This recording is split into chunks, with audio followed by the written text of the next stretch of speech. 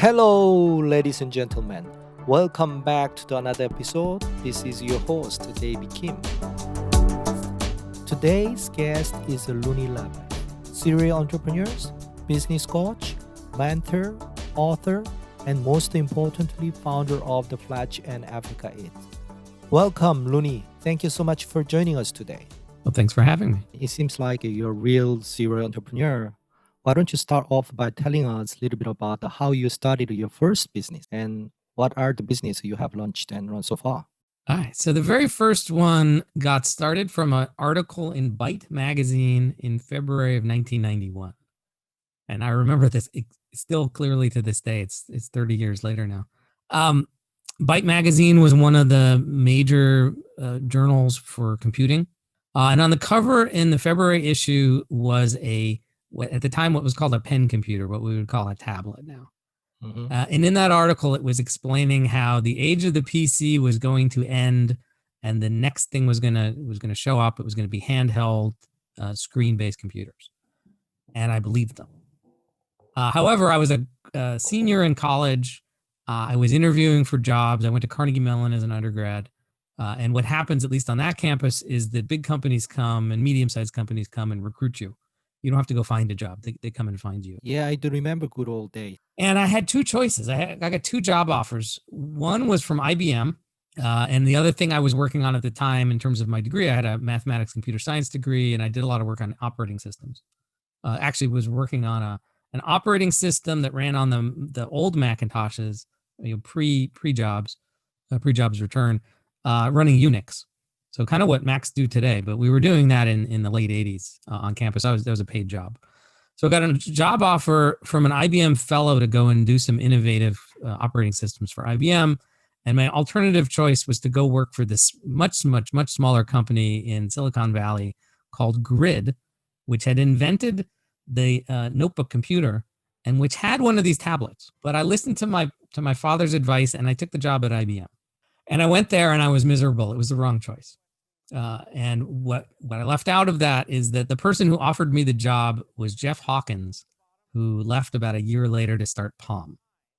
So here it was IBM, didn't like the job, still remembered this article, still was reading about this because it was still in the news, and decided to quit the job and go start my own company. And I literally pulled out a map of the US, and said, well, there's only really one place to do software companies back in 91, 92, and that was Silicon Valley, and I didn't want to move there. San Francisco would have been fine, but San Francisco wasn't part of the startup scene back then. So I picked Seattle, and I picked Seattle because it seemed like a nice place to be. So I literally got in my car and drove to Seattle and started a software company here. And I grabbed a friend from college, and the two of us, we started a company building software for these early tablet machines. That's how we got started. I had a little college money left over. And about 2 years into it, through a bunch of serendipitous meetings, we landed an angel. He was an entrepreneur from Singapore, and he wrote us a check for $1.2 million. And I just want to say that was $1.2 million in like 1994. That's a huge that's money. Like a $2.5 million check now. Right. He wrote it all by himself. He had made a lot of money, and he too thought that the next big thing was handhelds. And he was right. We were right. We were just wrong by 15 years for lots of reasons. And so that was my first taste of entrepreneurship. It was great. It was one of the best times of my life. We churned out software like no one else had ever done. We shipped like 12 pieces of software in like 3.5, 4 years. We had customers including Sony, Motorola, Panasonic, AT&T. Like these big companies were hiring us to put stuff on their devices. We had our software on Sony's devices and Motorola's devices. I left them out. We were the software that ran on the Sony device in all the stores in North America to show off the machine, because the salespeople in the stores had no idea what a handheld would do back then, and we did. So we wrote a little piece of software that would show it off, and basically nobody bought these devices. So my little joke there is that Apple, and it's true, Apple sold more tablets in 2010 when they came out with the iPad in 1 minute. The first minute of sales for iPads sold more devices than all of the 90s and all the devices put together. So we were right, but our timing was terrible, and we shut the company down in 96. So that was 92 to 96. And then I had to go find something else to do. So what does an entrepreneur do when they find themselves without a company is they find another idea in another company. And so we did that. Actually, our customer at Motorola, we really liked the guy. He was like 6, 7 years older than us. We thought maybe he could come save our company, and he couldn't. So we went on and started a new company with him. And that company became my .com story. We ran it from 97 to 2001. First time we raised venture capital, and we were going public on the NASDAQ in March of 2000 when the bubble burst. So we didn't get to go public. We didn't get to have a good end of that story. Best we can say is the product, it was a piece of software that today we would just call a competitor to SurveyMonkey, but it was a decade before SurveyMonkey. We sold it to Fortune 500s. They paid us huge sums of money for it. It was a great product. The market just, the market was the thing that did our company in. But millions of people use that software, and afterwards it got picked up by somebody, for pennies, and they made money, and they sold. They had millions of people use that software for years and years and years. Yeah, it helped pay many salaries from that time on. But for us, it was not our .com success story. And then I moved on to the next one, and I don't want to spend 40 minutes just talking through the whole thing, but basically I followed my co-founder, this guy from Motorola, along to his next thing. I joined that company, and then week 1, they asked me to write them a business plan. Very strange story, but anyway, hung up there for the .com depression, and then started what turned into my biggest success, which was Medio, which was mobile search. We had one co-founder who literally did his PhD in the same room with Sergey and Larry, who did his MBA classes with David Yang over at Yahoo. Mm-hmm. So the guy knew the search pioneers. We thought, wow, now's the time to do mobile search. We know mobile, he knows search. This will be a great company. It was for a few years. It was a rocket ship for a few years. And then Google and Yahoo woke up and crushed us. And Nokia eventually bought that company for a huge sum of money. So it was a huge financial success. But nobody uses the software anymore. And then I did one more tech company after that. That one was based on the transition to smartphones. I was wondering what people were staring at their phones. I got the answer. I got all the carriers, all the operators in North America to pay us money to find out what their customers were doing. That one was great, and it was another rocket ship, and then things happened there.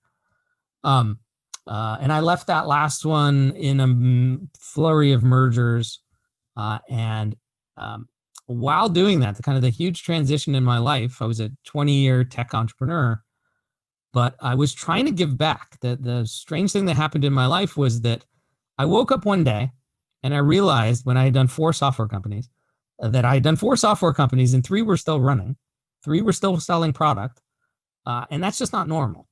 Right? Normally, these things fail and fail and fail and fail, and you have your big success if you have a success. But it wasn't like that. I had 3 out of 4 still going, and then I had 4 out of 5 still going, and I figured I must know something. It couldn't, it's a lot of luck in there, but I must know something about startups. But I didn't know what it was because I never took a class.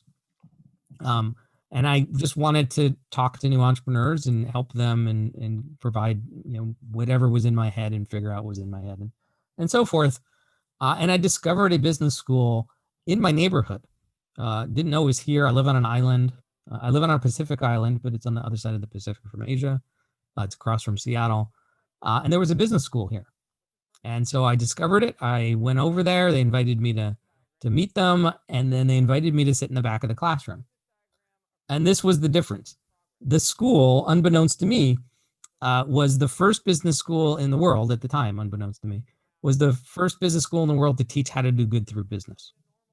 So rather than the normal ideas that are taught in every other business school in the world, that the purpose of business is to make a lot of money, to make shareholders happy and whatnot, that's not what they were teaching. They were teaching that the purpose of business was to solve problems, and not just any problems, but real problems. Go solve poverty and hunger and climate and whatnot.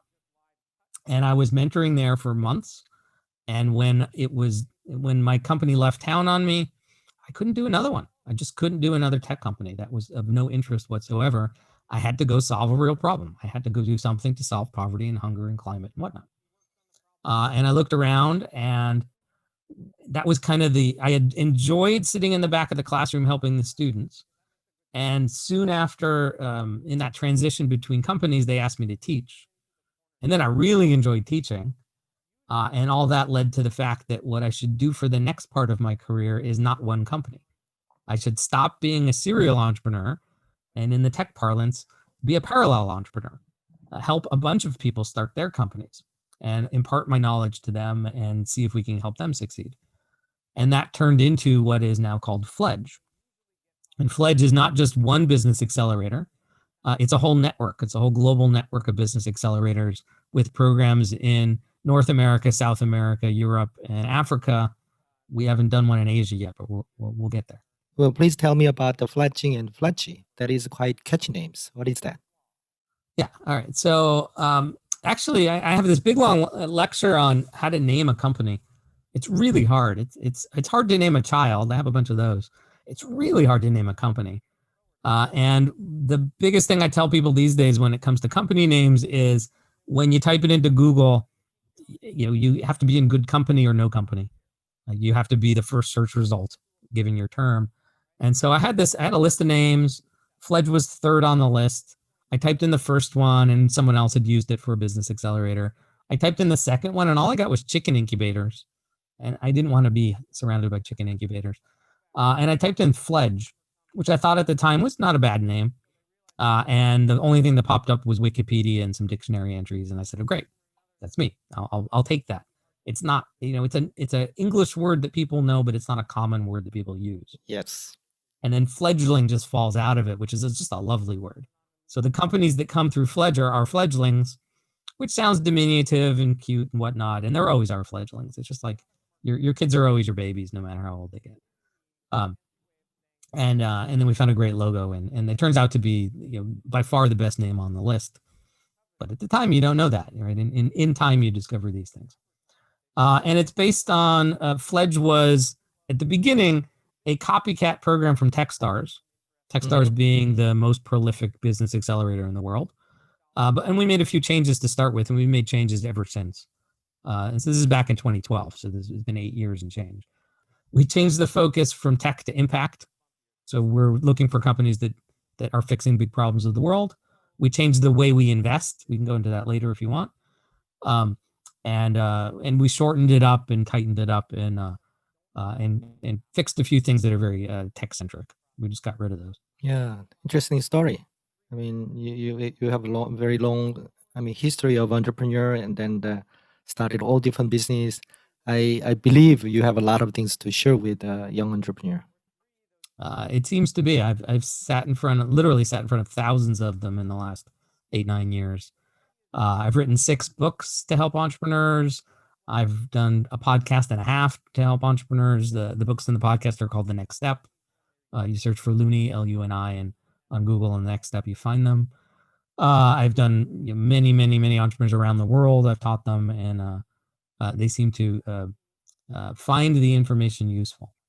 I know that you launched interesting business model, what you call the Africa Eats. Please tell me about that and why Africa. Okay, so one of the great pieces of advice I got from one of my mentors was, when given a choice, pick the answer that sounds like you had a plan, which is quite a cynical piece of advice. And I will honestly say that I set out, when it came time to do Fledge, to create a global program that would help entrepreneurs around the world, but I didn't have any specific territory in mind or sector or anything. I care about all impacts and every entrepreneur everywhere. But in the very first session of Fledge, we got applications basically just from Seattle, because it was a brand new program and we didn't have much reach and much budget to go elsewhere. And 2 of the companies in that 7 company cohort, were working in Africa. And so just from the beginning, there was this interesting little African piece to it. And a 3rd entrepreneur in there was born in Nigeria and was working on a product here in Seattle, but was African himself. And then cohort 2 was not like that, or 3. And then we get to cohort 4, which is a year and a half later. And by the 4th cohort, the applications were flooding in from around the world, 50, 60 countries. And we had 3 really interesting ones that were doing business in Tanzania. One was an expat team from California, 2 women. One was 2 brothers from Toronto, Canada. And a third one was a native entrepreneur in Africa from Tanzania. And all 3 companies seemed interesting. And those were the only 3 from Tanzania, the first 3 from Tanzania, but they all looked like good companies. And it just seemed really interesting to make a cohort that was kind of half Tanzanian. And 1 out of the 7 dropped out. So it really turned out to be 3 out of 6 were Tanzanian. And so we brought them in and we had our first cohort that was half Africa. And that we haven't had a cohort since then that isn't half African or more, at least not in Seattle. And it's mostly because we really loved working with that company and still do. That we found more Africans from word of mouth and from a variety of means of marketing. We discovered that others are just ignoring the continent, and therefore, while there's a ton of great accelerators in Asia and a ton of great accelerators in Europe, and a pretty good number of good accelerators in South America, and thousands here in North America, there just aren't that many in Africa. So we're able to go and find great entrepreneurs in Africa. And when you have this little tiny advantage and you stretch it out over 17 sessions now, we wound up with a lot of companies. More than a third of our companies are African. All right. So that's why Africa. And then why we started this thing called Africa Eats. That started on a phone call with a foundation a few years ago. We were trying to figure out how to get them to invest in our companies. They couldn't because they can't write checks small enough. And off the top of my head, I said, well, what if we made a holding company? What if we took all the companies we have in Africa that work in food and ag, this foundation like smallholder farmers? And I said, on the phone call, I said, I don't know how many there are, 16 or 17 or 18, somewhere around there. What if we took them all and we wrapped them in a holding company and you fund the holding company and it will invest in these companies and grow them? And they said, that sounds interesting. Let's talk about that. And so we talked about that for a few months. And then what normally happens, the person I was talking to left. And so that didn't go anywhere with that foundation, but the idea stuck around. And then we talked to others about it. And eventually we got to March of this year, March of 2020, and a pandemic hit, if you guys didn't notice the news. Terrible joke, but you still got to go there. And we started getting stories from our companies in Africa that things were going bad, that there were signs that this was going to be really ugly. And luckily, it didn't turn out to be too ugly, but it did for a few months become really hard to do business in food and ag in Africa. And so we launched it. I turned to our existing investors and I said, we got to do it now. People might die. And our investors stepped up and provided about $1 million to get us going. So what it is we took all of our graduates from all these Fledge programs around the world, all of them that are doing food and ag in Africa that we had already invested in. And we moved them over to a Pan-African holding company, happens to be in Mauritius. That's just where you do these things in Africa. And we put $1 million of new capital into these companies. And our goal is to put 15 million total over the next few years into these companies and grow it to be a $100 million company as a minority ownership, right? We want hundreds of millions of dollars of value to be created by these companies. We'll capture a small percentage of that, and our piece will be $100 million. And we think that's the answer on how do you fund companies in the emerging markets in big spaces like food, right? How do we tackle hunger in Africa and Southeast Asia and Latin America? We can't do it with charity. We need to do it with for-profit. We need to do it with the profits from for-profits. And so we have them. We know where they are. They're in our portfolio. We just need them to be much bigger. So we created a new structure to make them much bigger. I believe in the strength of this type of business model. I mean, group of hyena can easily beat the Lion King, right? If they have the right structure. It's actually more subtle and way more interesting. So the normal way, right? I was again 20 years in tech. Four of my last 4 or 5 software companies were funded by California VCs. So I've seen the California VC model for years and years and years as an entrepreneur.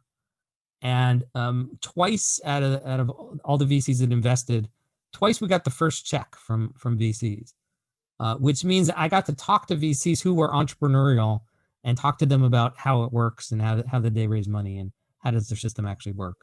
And so I had a really good education from the street on how VC capital works. And Fledge is a very small VC, a few $1 million, but we invest kind of like VCs do. Right. And Africa Eats doesn't.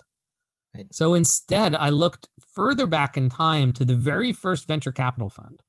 It was called American Research and Development. It got founded in 1946, way before people think of VCs. And it was a holding company. And so I went and read the history of how that worked. And I went and read the history of how Berkshire Hathaway worked.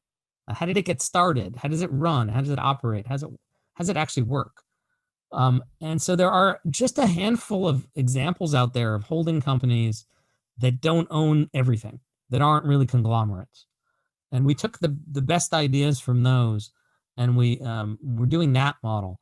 And it's just not a very common model. It's of the, I don't know, 1,000 VCs, 2,000 VCs in the world, none of them are using this model.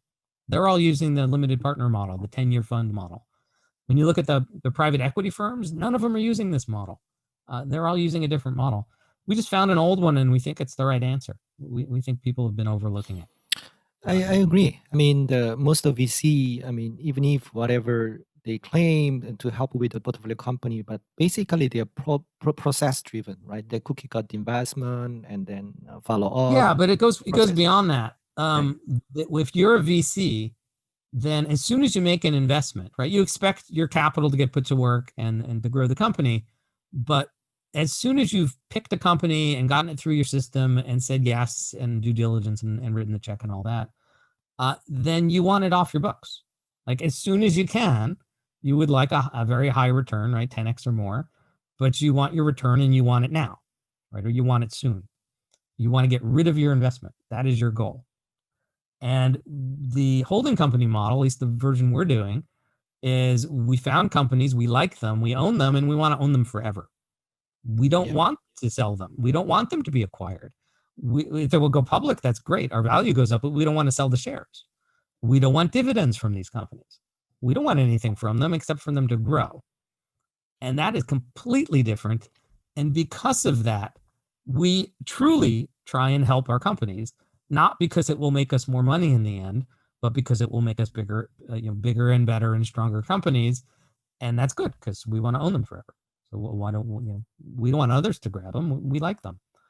And that's what falls out of just that idea is very, very different.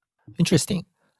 I came to have one question. I mean, hearing what you explained, you mentioned that you have encountered a couple of the entrepreneur who want to launch the business in Africa. I understand it's very difficult to launch the startup in Africa and scale the business because they don't have the same infrastructure as US and other developed economies. I assume that's very, the tough path for entrepreneur go through to grow the business, launch the business, and scale the business. So it is. Why they are so interested in Africa? That's my question. Why? Instead of launching business in US and other economies. Yeah. So because again, we don't launch companies. We just pick the ones we find. 2020 we had them. I'm talking about your business, not others. Yeah. So we had at Fledge last year in end of January 2020, we had 842 applications to pick from. Mm-hmm. And we do 7 at a time. So just Fledge Seattle had 842 applications, just one program in one city. And we're a global city. We don't care where the entrepreneurs are from. We had companies from 85 countries apply. In the years past, we've had 100 and something companies. In the years past, we've had people apply from over 100 countries around the world. So basically everywhere. And we do have companies from Hong Kong-based company in Singapore in our portfolio. We got one in Manila in our portfolio, but we just don't have great deal flow coming out of Asia. We're just not known out there. We're much better known just because we've done more business in Africa. It kind of snowballs on itself. So we get much better deal flow and more deal flow from there. We get some we get plenty from Europe and certainly plenty from US and Canada and Latin America. And the reason why we keep picking the Africans is probably not, probably something that's not obvious. So yes, it's a challenge to do business in a poor country, any poor country. Doesn't matter if it's Myanmar or Cambodia or wherever. Anywhere. It's always hard to do business because you have lack of resources, you have lack of talent, and you have lack of capital. But we have plenty of companies that apply from all over the world that have managed somehow to get past those early hurdles and find customers and have early revenues and some proof that what they're doing could work. We have no shortage of those. Dozens of companies like that are in those 800 that apply. So then why do we pick the ones we pick? Well, first, we got to have a great team. So that takes away a few of the applicants. Then we have to have a great impact, one that can scale to at least the size of a country. That really doesn't take anybody out of the applicant pool. It gives us a bunch of choices. And then we have to believe that they can scale up to $500,000 to $1 million in revenue per year. That's sufficient for what we do at Fledge. Right? We don't need them to be giant companies. They don't have to be billion-dollar companies. They don't have to be multinationals. $1 million a year in any one country, that's fine for us. If they want to be bigger, that's great. We'll help them do that, but they don't have to be. And so here's what we find. We ask a whole series of questions in our application, but it's actually the first four. And if all we could do is ask the first four questions, we'd probably still pick the right companies. Question one is, what does your company do? And tell us the answer in 150 characters. So tweet us your pitch. Give us the tweet pitch. And that isn't to see, we're not doing anything there to see if you're a poet or you're a great communicator or whatnot. We literally just want to know what you do, and we don't want you to take up a lot of our time to figure it out. So it gives us some idea of what's going on and what problem you're solving and how you solve it, but just some hints. Second question is, when did you start? And it's purposely given in that vague form because there is never a day one of a startup. There's when you had the idea, there's when you first implemented something, there's when you first incorporated, the first time you got a customer. There's lots of firsts. So I just basically want to know, how many months have you been working on this? Right? Is it a few months? Is it a year? Is it 2 years? Or is it 5 or more? Next question is, how much money have you ever put into this company? You and everyone else. And that gives us a ballpark for, seriously, how much money have they put in? And if you're in Africa, we're expecting a smaller number than if you're in North America or China or Europe or a country that's further along. And then the last question is, what were your revenues in the last 12 months? Because these days, idea stage companies rarely ever get into accelerators. Maybe 1 out of 7, but mostly they have to find a way to get customers first. That's just the way life works now. Right? It's totally unfair, but it's just the way everything works. So we got those 4 questions. And what we do with those 4 questions is we look at the ratio of revenues to we look at the ratio of revenues to investment capital. And we look at it in relation to how long this company's been around. So if it's brand new, they're probably not going to get in anyway. We'll just tell them to apply next time, right? Unless it's an amazing team and amazing impact. So most of the time it's a company that's 9, 18 months old, maybe 2 years, 2.5 years. So they've had time to figure out what they're doing and to get customers. And now what's this ratio? And I'll tell you, the companies fall into 3 buckets, just on that one ratio question, or 2 questions.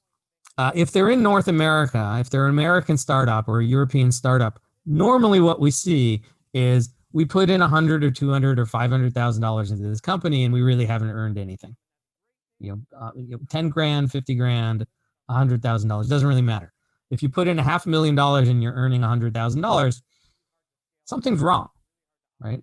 Part of what's wrong is that you're an American and you're expensive. Part of it is you're burning capital, but something feels wrong in that ratio because there's a whole bunch of companies in the application pool where they put $50,000 in the company and they did $50,000 last year.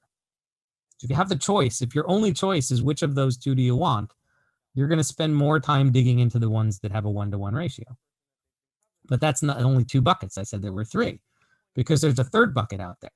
And it's almost only we see this in Africa. Occasionally we'll see it in Southeast Asia in one of our rare applicants there. But what we see is I put, $4,000 in this company, and last year I did $100,000 in revenue. We actually saw that. That was the first company from Tanzania with the native Tanzanian. He put $4,000 of his own money in the company. It was about 16 months old, and he had earned $100,000 on 4. And so that clearly merits a conversation. How did you do that? And if I give you 4,000 more, will it double? If I gave you 20,000, what would happen? If I give you 50, what would happen? Well, we gave $67,000 to that entrepreneur ultimately, and he built $1 million a year company out of that. And I've never seen that done outside of Africa. And so that kind of attracts us to African entrepreneurs. And it's not that they're smarter than entrepreneurs anywhere else, and it's not that they're luckier or whatnot.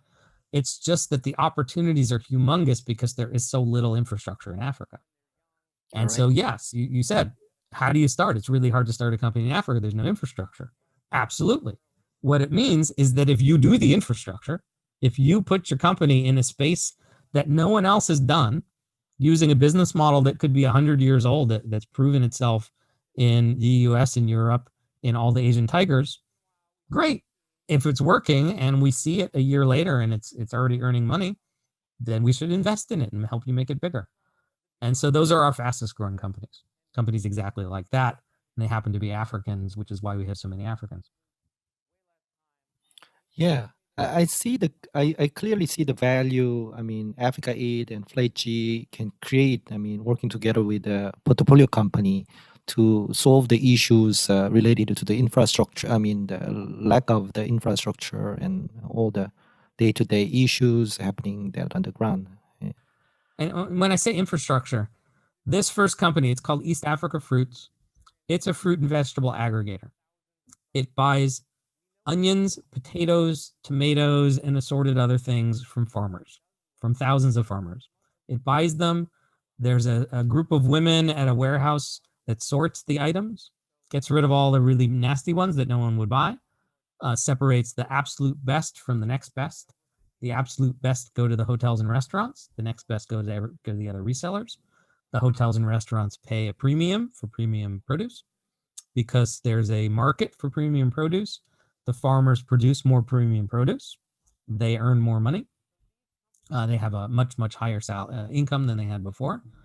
And the company is basically just a logistics company moving fruit and vegetables around and increasing the quality of the fruits and vegetables in the country of Tanzania. And nothing that I said in there has any incredibly interesting tech component. The technology is trucks and cold storage, which are over 100 years old. This is a model that is exactly the way that food gets moved around in the US. But he was able to be the largest fruit and vegetable aggregator in Tanzania in year one at $100,000 a year because nobody had done it in Tanzania yet. Yeah. Why? I don't know. Don't really care. There can be 10 more of these. The market is so big that we don't have to worry about, it's not a winner-take-all market. There's plenty of space for competitors to come in. And here we are 6 years later. It's a $2 or $3 million a year company. It's by far the biggest in the country. And number two is just, if there is a number two, is way smaller.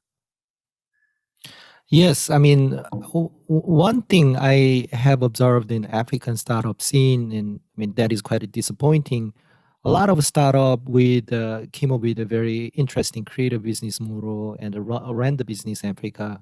And some of them actually, a founder left the company, go back to their home country, and then joined the international company as employee. So some of them actually raised money, like they raised money, huge money, or some other startup got, award money for the global startup competition. So they have already started great, but many entrepreneurs gave up, continue to run the business. So I thought it's that issue. Probably your business model can help them to continue to grow the business without giving up, probably. Yeah. We try, but one of the most common patterns we see in Africa, which I presume is the same pattern that we would see in Indonesia and in Singapore and elsewhere, is the expat run company. And I know this is at least true in maybe Cambodia and a few other countries, in Vietnam and elsewhere. When the American entrepreneur shows up with of course the answer, because it's an American entrepreneur, and of course they walk in with the answer to a country they've never been to before or rarely, didn't grow up in. The funders tend to be, at least the funders in Africa, are generally not African. They're European and American money. And so the European and American money tends to give money to the expat Americans or the expat Europeans. So the vast majority of startup capital is flowing to expats, not to natives. And then the expats take this model that I just said I don't like to invest in from the American model, which is great. I'll take $500,000 from, big foundation over here, and I'll launch my company and I'll pay myself an American size salary or close to it because I'm American to run it as an expat. And they try and they try and get some growth, but their cost structure is higher and their proclivity is to burn capital to grow as opposed to earn capital from customers. And so we see even today, there's some companies that I saw raising money 7-8 years ago when I first started investing in Africa, and they're still out there and they're still raising money and they're still run by expats and they're still not profitable. They're still burning money. And it's not because they're growing gangbusters, it's because they're burning money. Their great innovation didn't pan out. And eventually, and what happened to our other two Tanzanian companies, right, our expat American and expat Canadian teams, is they went home because they can. So things got rough. They had some setbacks, couldn't get through them, and they folded and went home. Yeah, and when our African entrepreneurs hit some setbacks, they're already home. Yes. So they don't have that choice. They can't give up. Right. If they give up, they have to give up their dream and go get a job, and they really don't want to do that. And so they have no choice. They just have to find a way forward. And so they find a way forward, and they find a way to at least break even, if not make a profit. And they simply have to do better, and so they find a way to do better. But meanwhile, most of the funders are ignoring them because they have black skin. And I will, it's 2021. I think I can say that they have black skin, and so they're not funded. And it's complete racism, and it's completely wrong, and it needs to get fixed. And so we don't invest in expats anymore. We stopped doing that a way long time ago. We only invest in natives, and we feel their pain because we go out and try and shop with them. And sometimes they raise money, but they don't raise anywhere near as much money as the expats do. Yeah, I have the same opinion. I agree with you. I mean, if someone from the great international company, they have great experience and made a huge professional success, but that's a very different experience. They cannot, just replicate that experience, expertise in the, emerging market like Africa, right? Because of very different environment, they have very different infrastructure. We've done 105 investments now in 2 or 3 dozen countries. We now have in our portfolio one company run by American expats still. They succeeded.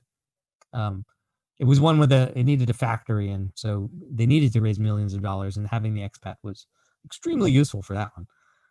And then of all the rest, we have one American expat, his company in Shanghai. So we did do that in Asia. And then I think the only other one I can think of is we have a Rwandan company, and it's run by a Kenyan guy. And, that's 2 countries over. Yeah. Everybody else is in their home country. Oh, okay. Sorry. We just had our Argentinian entrepreneur, amazing entrepreneur. He just expanded the company up here to the States. Okay. So we have I don't even know what you call it, an impact. He's an expat from Argentina, but he's an inpat when it comes to America. And he raised his Series A about half in America, half in the U.S. There are so many companies in the African EATS, right? Please tell me. 27 now, yeah. Yeah, please tell me about the business focus and different business model of your portfolio company under African EATS. Okay, so we have 27 companies. They're basically divided into 3 types of companies. The majority, it's 16 or 17 of them, are what we call aggregator processor distributors. So they work with hundreds or thousands of farmers, collect the stuff, do some processing, and then they do the distribution. This ranges from, we have a few that just do what East Africa Fruits does, just collect food. We have some that do honey. We have 4 honey companies in 4 different countries. We have one that just focuses on maize, right? Corn. One that's really interesting is Obri, Tanzania. They are one of the largest domestic producers of sunflower oil in Tanzania, also happens to be Tanzania. And what was going on in that country in terms of cooking oil production, Tanzania is the 2nd largest producer of sunflower seeds of all countries in the world. I think it was Ukraine is number 1. maybe the third, but it's some humongous number. But 5 years ago, there was no sunflower oil production in the country. Instead, the seeds were collected. They were paid pennies, pennies per kilogram. They were put on ships, shipped to Indonesia, turned into cooking oil, and shipped back. This one entrepreneur, she said, well, that's silly. So she started a factory. She pays the farmers twice as much for the seeds, and she charges the distributor half as much for the oil. And she makes an enormous profit in between because like 5 people who used to touch the product don't have to touch the product. That's a great story. That is a very great story. So we talk about infrastructure. Great. Cooking oil. It's a $110 million a year market. We know that because there's $110 million of cooking oil imported into the country each year. Another one that's more, slightly on the more innovative end is over in Ghana, a company called Agromix. They take fruits and grains and turn them into powder. And so you're going like powdered fruit and grains. Well, you may have seen like instant oatmeal. We have that here in the States.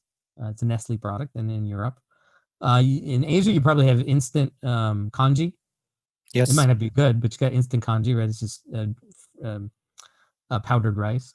Well, they do that with some African grains, and they do that with mangoes and tamarinds and a few other, and let's see, they do it with mangoes and tamarinds and tomatoes and a few other fruits and vegetables. And I got to sample this because I met the entrepreneur in Nairobi once, and he handed me the powdered mango and powdered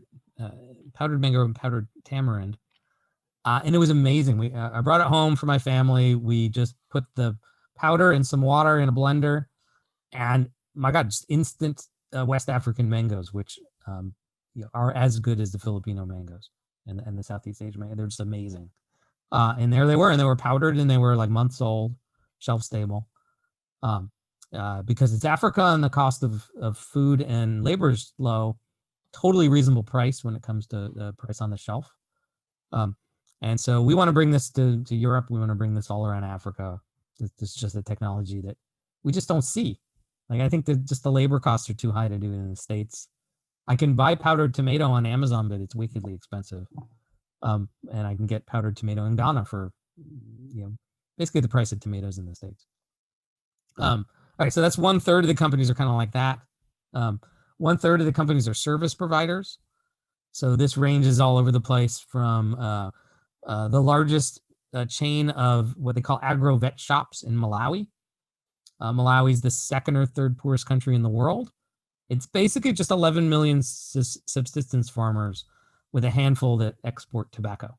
Everyone else is totally just growing their own food with $1 a day income. And if they have any income, it's usually from chickens or a goat or some animal. And getting medicines is hard. So we now own the distributorship for most of the main products, vet care products. And this company, when we met them, was a tiny little company with 3 little shops, and now it's big. We got a company in Nigeria that does solar-powered cold rooms for markets in Nigeria.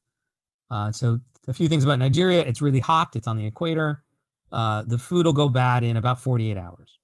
So if a tomato gets to the market, if it's not sold in 48 hours, it's compost. Or if you got a basket of tomatoes at the end of the day, you can pay 50 cents, the equivalent of 50 US cents, put it in a plastic basket, put it in the cold room, and now it's fine for the next day. Right, and now you have another day to sell your tomatoes.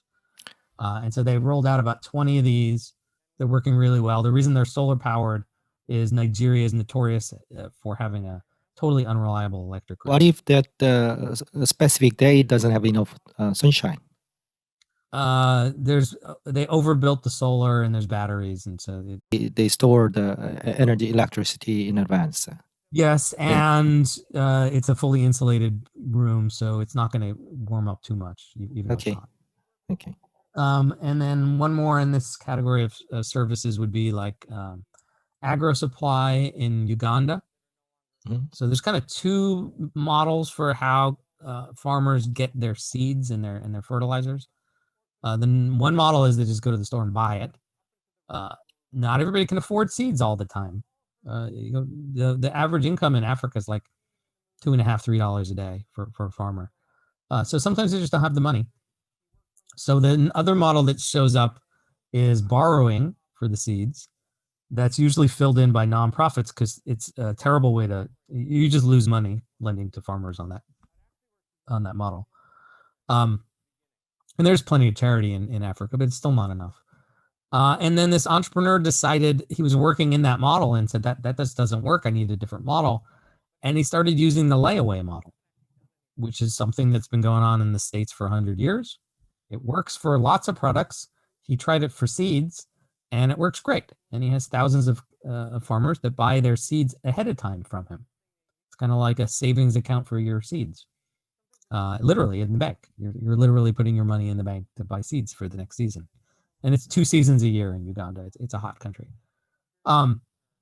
So that's some of the service providers. And then the last group of companies we have make cooking fuel. So we have 3 companies that take ag waste and turn it into cooking fuel.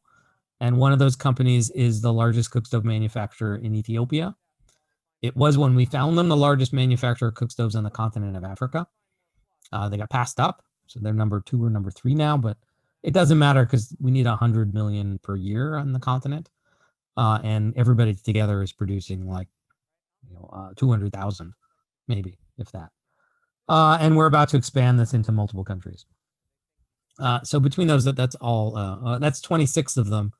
And the 27th is an accounting company, because one thing we've seen from first-time entrepreneurs in every country, not just Africa, is bad accounting practices or lack of knowledge of accounting practices.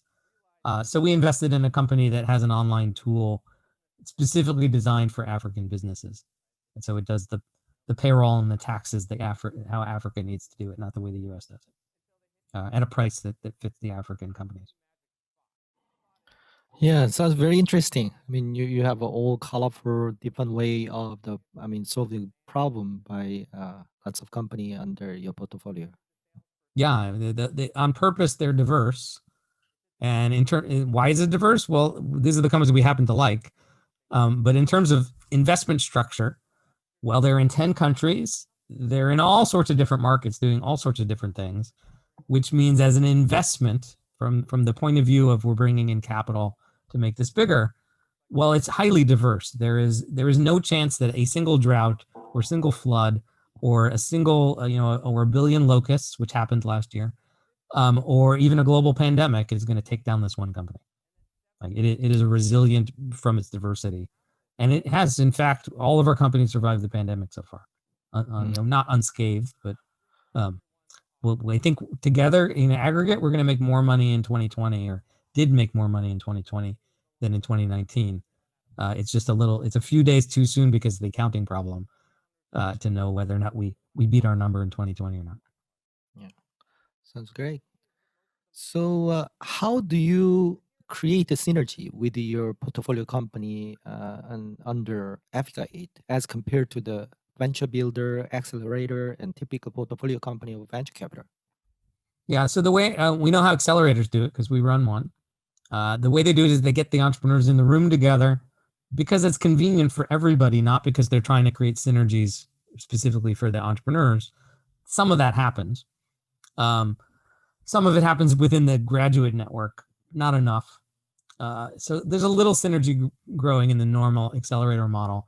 In the Africa Eats model, we look at it saying, okay, this is step 2 of an accelerator. We're now all in this together. We're sister companies. Like we've created a bunch of sister companies.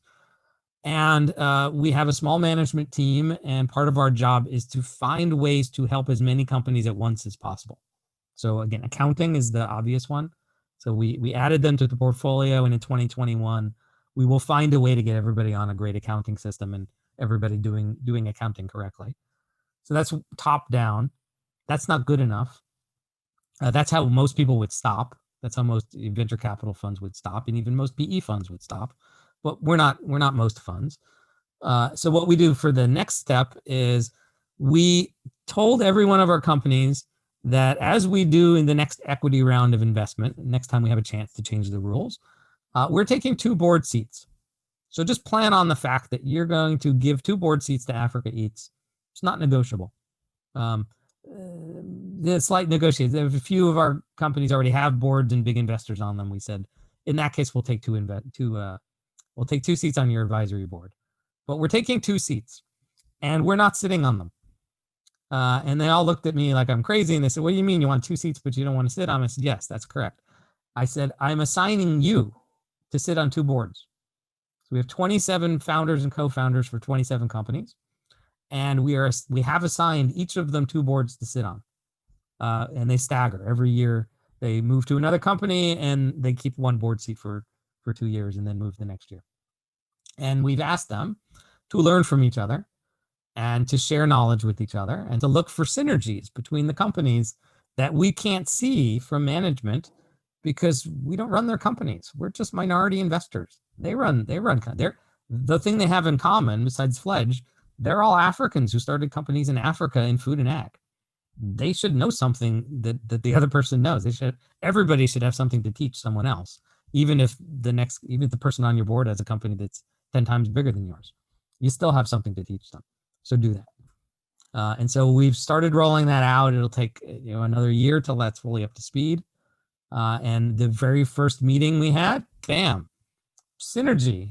The first thing that happened was somebody had a byproduct that we didn't even know about, and the other company needed it, and they happened to be in the same country, and boom, we had an extra bit of income from one company and a savings for the other company, and everybody's happy. Yeah. Second meeting happened, and boom, piece of knowledge gets moved from one company to the other, right? And it just keeps going on and on like that. Yeah, sounds like a better version of a conglomerate, right? Yeah, I For didn't take that synergy. idea from the conglomerate. synergy, I took that idea from General Electric. That's that was one of the companies that's a company I interviewed. worked a very long time. Yeah. So I interviewed with them back. We want to wrap this back to the beginning. I interviewed with General Electric in 1991, coming out of Carnegie Mellon. Yes. Didn't want to work there. Definitely not my style of company. But giant conglomerate, and they were touting. They said, "Well, if you're one of our fast track people." Right. Usually it was the MBAs that were in that fast track, but they were telling us this on the tech side too. If we're going to fast track you through management, this is what we're going to do. You're going to start in this department, and in 9 months, we're going to move you to another department. And in 9 months, we're going to move you to another department. Yes. And we're going to keep doing that until you understand the entire company so you can work in management, like upper management. Great. So why don't we do this with entrepreneurs? Right. And the answer is because VCs want to get rid of their entrepreneurs. They don't want to stick. They want to invest in the entrepreneur for the next 10, 20, 30 years because they want that entrepreneur off their books. They want them sold off to someone else. And that's a good point. I think VCs, as I mentioned, they based on process, they keep producing and then exiting and then producing, right? Yeah. So exiting is, and I've had an exit. I've had a few exits, but I had one giant exit. It's an amazing day. Took the day off, right? It was a life-changing day because all of a sudden there was all this wealth. Right. But in terms of the company, I don't think it exists anymore. I don't know if it exists anymore. I don't know if anyone works there. Nothing that I ever worked on is still being produced by that company. Yeah, that's a very good idea. Very good idea. Yeah. Right. Whether or not the acquirer is happy, don't know, don't care. They never met me. Right. I was actually long gone from the company by then. VCs, yeah, some of them were happy. They made some money. Some of them were not because they came in later. But in terms of like the people who ran that company, they're all gone. Everybody's gone. Everybody moved on. That doesn't create lasting value of the world, lasting value for the world. And Africa Eats, again, I said it's subtle and it's different. We're creating a company that we hope to exist and be thriving in 2100, all right, in 2200, in 2300. And by then, this will be an all-African company. If I didn't say it, like I'm the token non-African on the team. And I'm getting it up and running, and I'm going to get it to full scale, and I will get it to be a public company. And then I'm handing it off to the Africans to run. They don't need me at that point. What do you have on top of your mind for the next step for Fledge and African Eats and Endgame, your Endgame? Endgame. All right. So I wrote this in a paper. It's sitting on the AfricaEats.com website on the blog. Yeah. Here's the dream.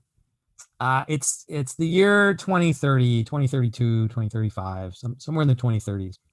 An American, a European, an East Asian, they wake up, they open the paper, and for the 100th time, the business news section says Africa is the fastest growing economies in the world, right? The fastest growing region of the world.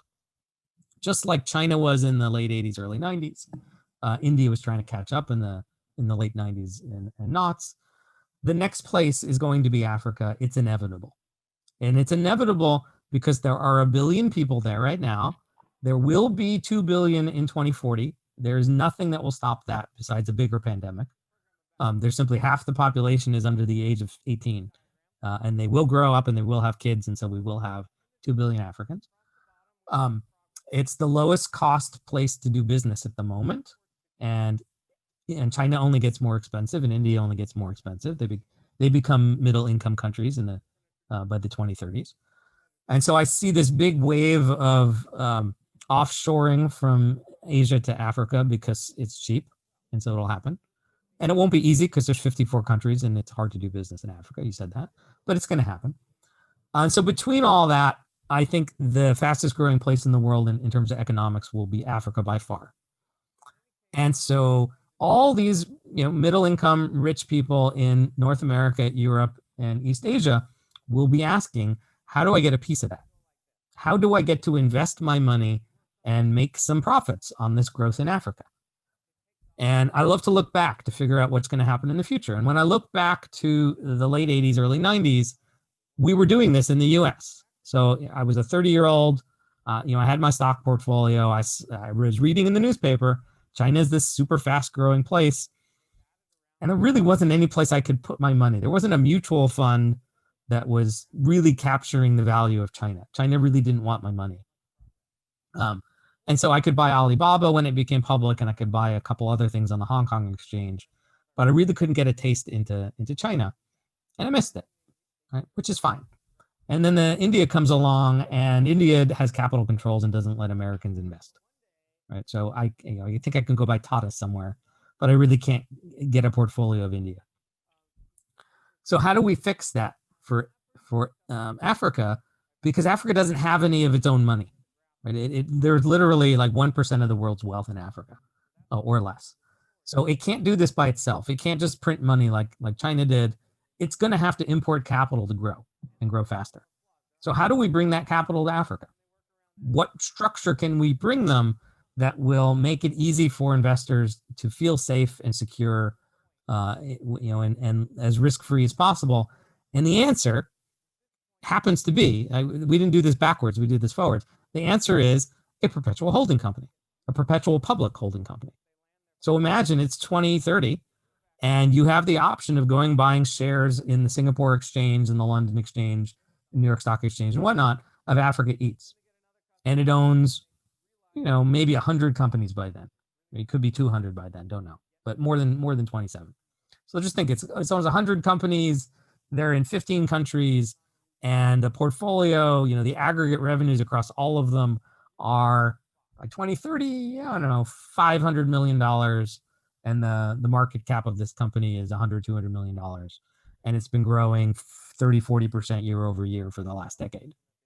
That seems a pretty good blue chip. That seems like a pretty good bet. Yes. And if it goes bad because there's another pandemic or an asteroid strike or whatever, you can leave the next day because it's a public company. You're not tying your money in there for 10 years like a fund. Come in and out whenever you want, buy options and derivatives and short it and whatnot. Come in however you feel like. That is how I think we will get the capital that we need into Africa with Africa Eats, and then we'll repeat it with Africa Power for funding energy in Africa, and we'll repeat it for Africa FinTech, and Africa actually leads the world in FinTech, and we'll do it for Africa Healthcare. And hopefully before we do all these, we'll get a dozen copycats, and you won't have a choice of Africa Eats or nothing. You'll have a choice of 50 things that look like electronically traded funds, but aren't. They're just Mauritius holding companies. That's the big long dream. That provides the capital to solve hunger and poverty in Africa. That provides the capital to make it possible for Africa to be growing, 9-10% per year every year for the 2030s. That's where we're headed. And all we need to get there is a little bit of capital now and a little bit of time for everybody to grow, and time to prove that our model is correct. Yeah, nice story, and then a great vision to achieve. Yeah, thanks. Yeah. So that's the Africa Eats stream. Fledge will continue to help as many companies as we can. We're growing our network. We'll probably run, 3 or 4 programs in 2021, and then we'll get back on track and we'll do 8 or 10 programs in 2022, like all around the world. And then the latest thing we're working on for 2021, while we're still waiting out the pandemic, is training for angels. So we're about to launch the next version of the Angel Accelerator. Mm-hmm. And you can find that at theangelaccelerator.com. Yep. And we're launching at least 2 in the first half of the year, but it looks like we'll probably wind up with a half a dozen of them before we get to February. It starts off free. You can come see some free webinars. We'll teach you how to be an angel. We're starting in the US and Africa. We're trying to get someone to do it with us in Asia at the same time, so we can do it around the world. And it's a program to make more people investors in startups like I've been talking about. Great. What do you love? I mean, personally, what do you love most about what you're doing? As you started off, I'm an entrepreneur. I'm a serial entrepreneur. I love when someone brings me an idea that just sounds amazing that no one's ever tried before, and I think will work, right? With some proof, ideally, that it can work. And then guiding through that terribly complicated process of turning that into a real company, right? A company that's profitable and growing and with happy customers. That thrills me. That little piece of time between idea and profits. Yeah. And I get to do that dozens of times per year with great entrepreneurs all over the world, and that's why I love what I do. Yeah, solving the real problem. Especially when it's a real problem, not first world problems, not how to bring something to your door, in 2 minutes less than before, not how to save $1, but show me an idea like the layaway. We can actually solve poverty for hundreds of thousands of farmers by having them pay us ahead of time. Like, that sounds totally backwards and whatnot, but it works. In practice, it's proving to work. So let's do that. Let's powder some more fruit, because what the world needs is less waste. And it doesn't matter how ugly the piece of fruit is when it's turned into powder, because you don't see the ugly part. So all that ugly fruit out there, we can turn into powder. Every piece of fruit that would have rotted in the sun, we can turn it into powder. Let's just powder everything. And you don't lose any nutrition in the process, which I can't disclose how it works. But it's all the same nutrition as the fresh fruit. I mean, is there any angle in your business you can, leverage to expand it to Asia, or work with Asian partner investor for your business in Africa? Yeah. So when you look at the map on Fledge of all our locations, we didn't pick any of them. They all came to us. So literally, this was a Seattle program. We ran it twice a year here in Seattle for the first 4 years, and just Seattle, nothing else. And then we had a partner. We did a pre-accelerator for a while, and we had a partner in Vancouver. And I thought we were going to do a copy of Fledge in Vancouver, which is not very far from here. It's a 2.5-hour drive, right? It's across the border that's closed at the moment, but normally it's a 2.5-hour drive. But it's a different country, and we thought, okay, well, let's replicate there. That's the easy one. We can drive up there and replicate it. But it didn't happen. This is back in 2016. Instead, I got basically a call, an incoming email that turned into a call from another serial entrepreneur like me, who happens to be Peruvian. And he said, why don't we do Fledge in Lima, Peru? And I said, well, I don't know anything about Lima, Peru. Tell me about it. What's the startup scene like? What's impact like down there? What are the investors like, and so forth? And we said, all right, well, there are no VCs. There are basically no angel groups. There's nothing. Talk about lack of infrastructure. So let's do it. Let's go build that out and do it under the Fledge brand. So the first time we ever replicated Fledge was in Lima, Peru, and it worked. And then he introduced us to a group in Barcelona. And so the next year we did Lima again, and then we did Barcelona. And then one of them introduced me to a guy who works at a consulting firm in the University of Padua, Italy. And they were going to run this program, and they wanted to tack on an accelerator. And so we said, why don't we just do a Fledge accelerator? So we did one over there. And then they introduced us to a partner, which is a big nonprofit, who said they wanted to do an accelerator in Africa for restorative agriculture. And we said, well, we like Africa and we like restorative agriculture. Let's do it together. And so we did. And on and on and on like that. And there's more in there, but we're kind of out of time here. And so they all either got introduced to us or just came calling. And so we've grown the network that way. And we just haven't got the call from Asia yet, from a group that could actually launch. Just because we've talked to, at this point, probably 50 organizations around the world who all want to run Fledge programs. That's not the problem. The problem had been for 7 years that it takes money to run a Fledge program because we invest in every company that comes through. It's one of our rules. One of the things that sets us apart. One of the things we think makes for a really world-class accelerator is you invest in your companies. You don't just give them the program for free. And that was a hang-up. That's hard to do. Most people can't raise that money. And so it didn't happen. And now we have the Angel Accelerator. And part of the reason we're doing that is because it creates the angels that fund the Startup Accelerator. So that's how we funded Fledge Seattle last year and plan on funding it forever. And so now we're talking to some groups in Southeast Asia about doing that model. And once they do that and do it for their current program, then we'll tack on a Fledge program after that. So yeah, I expect to have at least one Asian Fledge program in 2022, and there could be 6. Yep. There really isn't anything that stops it, except for the fact that there are some good programs that run in Asia, here and there in some countries. So not every country needs Fledge, but we really should have one in Singapore covering the whole region, right, covering Southeast Asia. Whether or not a Chinese one shows up is I don't know. Whether or not a Japanese one shows up, I have no idea. We've talked to groups in Korea and elsewhere, but I think we need one in Singapore that covers Southeast Asia. But we're not going to go and hire people and do it ourselves. We're just going to wait till someone shows up. Thank you so much for being on the show and sharing all the interesting story of your entrepreneur journey.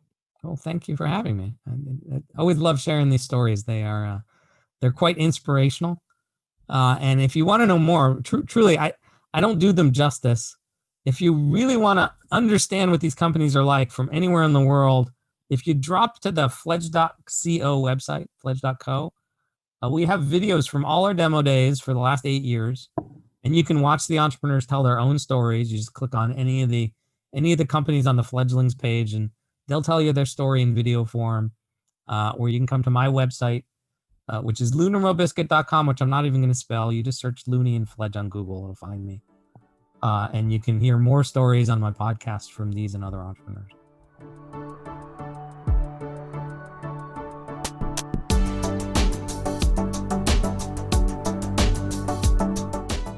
Thank you very much for listening to this episode. Don't forget to subscribe to the podcast, share with a friend, and drop me a review. Goodbye.